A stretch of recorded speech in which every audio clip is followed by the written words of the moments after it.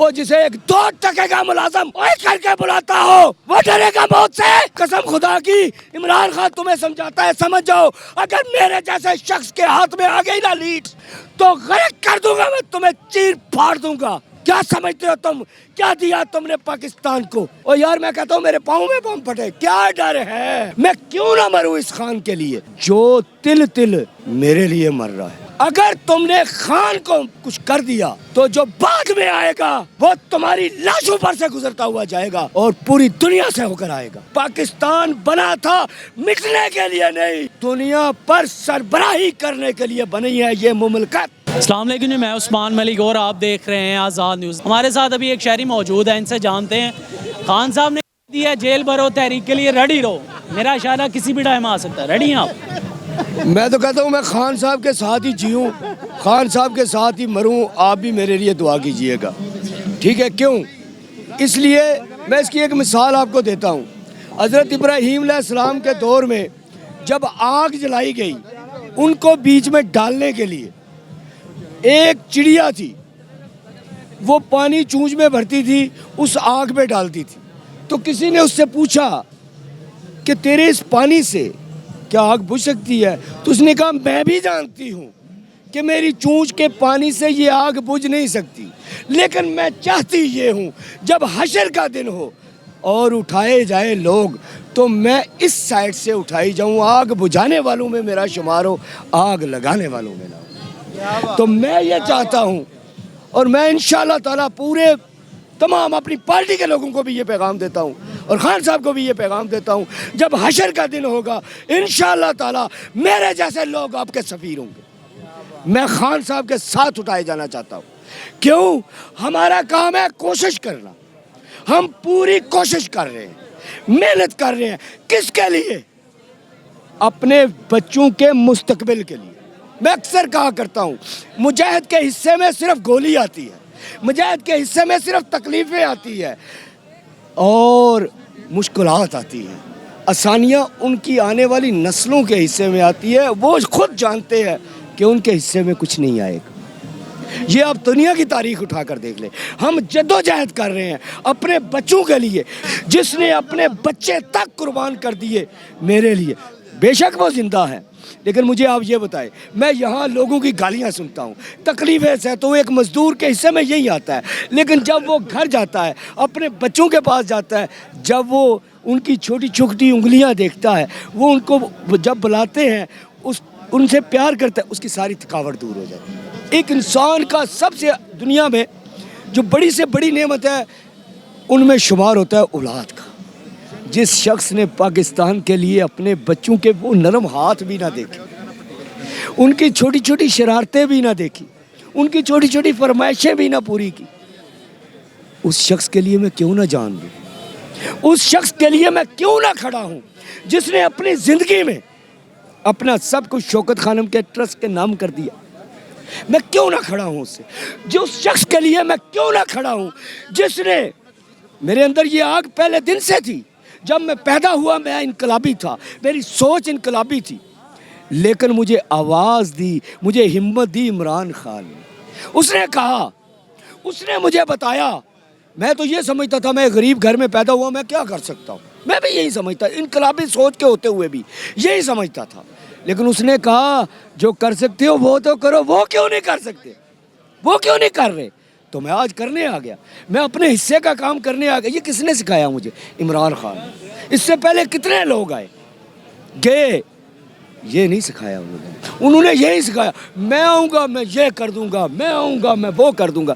خان نے کہا تم خود کرو, آگے بڑھو, یہ ملک تمہارا ہے, اسے تم نے ہی بچانا ہے. یہ نعرہ خان نے ہمیں دیا, اس کے لفظوں نے دیا ہے.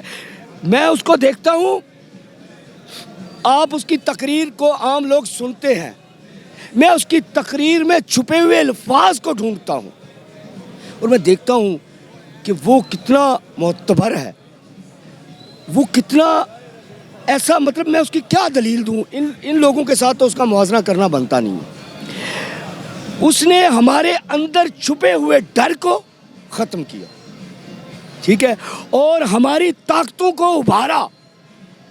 اس نے یہ طاقت دی اللہ نے تو دی, اس نے اس کو ابھارا کہ تم جو چاہے کر سکتے ہو. تمہیں اللہ نے ہاتھ دیے ہیں, تمہیں آنکھیں دی ہیں, ناک دی ہے, زبان دی ہے. کون سی ایسی چیز ہے جو مجھے دی ہے اور تمہیں نہیں دی؟ دیکھو ذرا اپنے حلیے کو, دیکھو ذرا آئینے میں, سب کچھ تمہیں دیا ہے اللہ رب العزت نے. خواب بڑے کرو اگر بڑا آدمی بننا ہے, چھوٹے خواب دیکھو گے تو چھوٹے ہی رہو گے. مزدوری کرو گے, بچے پیدا کرو گے, یہ تو جانور بھی کرتے ہیں. اس سے آگے بڑھو, اس سے آگے. یہ کس نے سکھایا؟ یہ خان نے سکھایا. تو میں 1000 بار بھی اس پر قربان ہو جاؤں, اس پہ مر جاؤں, تو اس میں مجھے تکلیف نہیں ہے, یہ بلکہ میری شان ہو. کیوں وہ کیوں یہ پلان بنا رہے ہیں؟ میں آج پوری دنیا کو باخبر کر دینا چاہتا ہوں. وہ اس لیے یہ پلان بنا رہے ہیں, وہ سمجھتے ہیں عمران خان تنہا ہے. آپ یہ لوگ دیکھ رہے ہیں نا, یہ جو بڑے لوگ ہیں نا, یہ اس طرح نہیں سوچتے. یہ اس طرح سوچتے ہیں کہ خان کا وارث کوئی نہیں, کون اس کے لیے کھڑا ہوگا. کل کو اس کو مار دیں گے, دوسروں کو خرید لیں گے, کسی کو ڈرا دیں گے, کسی کو جیل میں ڈال دیں گے, کام کہانی ختم. بھائی اب ایسا ہونے والا نہیں ہے. میں اس کی زندگی کی گارنٹی نہیں دے سکتا, نہ اپنی زندگی کی دے سکتا, یہ اللہ کے ہاتھ میں. لیکن جو آگ وہ جلا چکا, جو دیپ وہ جلا چکا, وہ دیپ اب شعلہ بنے گا.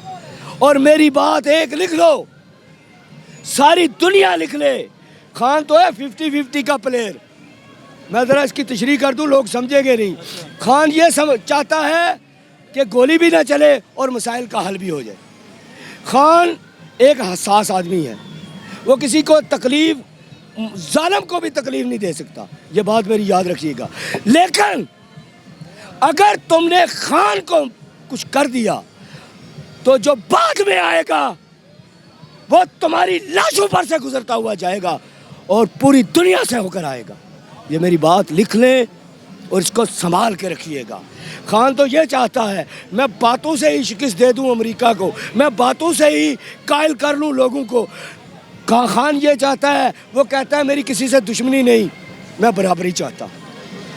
ٹھیک ہے, لیکن جو خان کے بعد آئے گا نا, وہ گھوڑے دوڑائے گا صلاح الدین ایوبی کی طرح. یہ بات یاد رکھیے گا, پاکستان بنا تھا مٹنے کے لیے نہیں, دنیا پر سربراہی کرنے کے لیے بنی ہے یہ مملکت.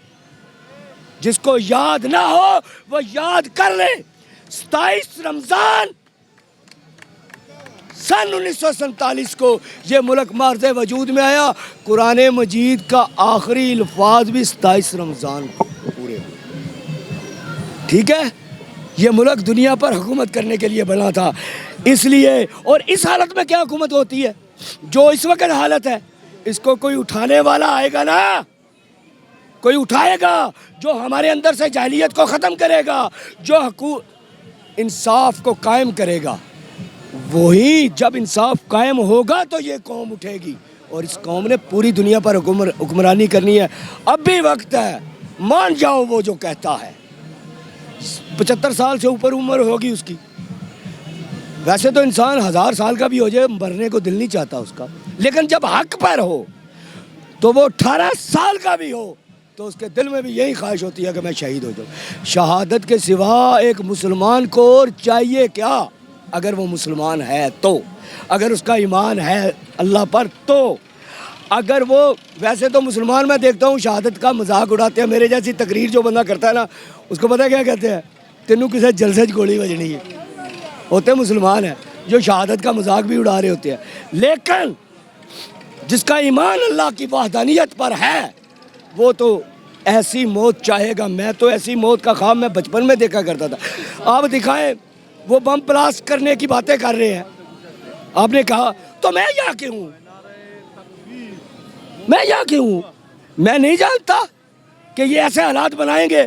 اور یار میں کہتا ہوں میرے پاؤں میں بم پھٹے, کیا ڈر ہے, زندگی ہے میرے پاس. ایک شخص, جب آپ دیکھتے ہیں عمران ریاض جیسے شخص کو اٹھا کر جب مرضی جیل میں ڈال دیتے ہیں, ایک باعزت شخص کو, تو میرے جیسا غریب آدمی پھر اس سے حالت اندازہ کر رہے ہیں اس ملک میں اس کی کیا ہوگی. اور جسے ایک 2 ٹکے کا ملازم اوے کر کے بلاتا ہو, وہ ڈرے گا موت سے. مجھے ڈراتے ہو موت سے, قسم خدا کی. عمران خان تمہیں سمجھاتا ہے, سمجھ جاؤ اگر میرے جیسے شخص کے ہاتھ میں آ گئی نا لیڈ, تو غرق کر دوں گا میں تمہیں, چیر پھاڑ دوں گا. کیا سمجھتے ہو تم, کیا دیا تم نے پاکستان کو آج تک؟ ناانصافی, ظلم اور زیادتی. مجھے آپ بتائیں, آپ کی یہ پولیس والے خود کو پتہ کیا کہتے ہیں؟ قانون, ہم قانون ہیں.